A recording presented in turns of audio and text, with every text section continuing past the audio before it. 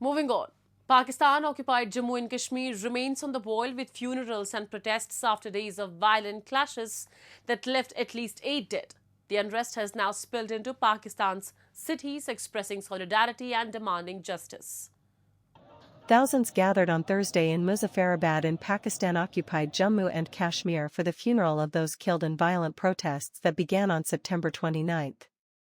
At least 8 people, including 3 policemen, have died in clashes sparked by a region-wide strike led by the Jammu Kashmir Joint Awami Action Committee. The unrest, driven by anger over political privileges and the allocation of legislative seats to outsiders, escalated as thousands converged in Muzaffarabad. Authorities cut phone and internet services to contain the situation, and Pakistan's Prime Minister Shehbaz Sharif has now set up a committee to probe the violence and urged protesters to hold talks.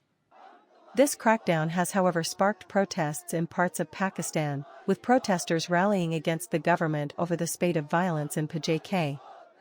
Demonstrators from the Awami Action Committee took to the streets of Karachi calling upon the government to accept their demands in PoJK. Only limited information has so far reached the outside world about the full extent of the protests. 3 policemen and 5 civilians have been killed so far, 2 security officials in Islamabad told Reuters. The officials said clashes between demonstrators and police had not abated since the protests began on Monday. Genuine जो हमारे demands हैं, मुतालबात हैं, उनको पूरा किया जाए।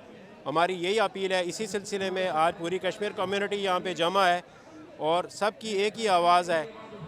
एक इंसाफ का, अदल का हम निज़ाम चाहते हैं। हम अशरफिया के मराद का ख़ात्मा चाहते हैं। हमारे जो बेसिक राइट्स हैं उसके लिए सब लोग निकले हैं।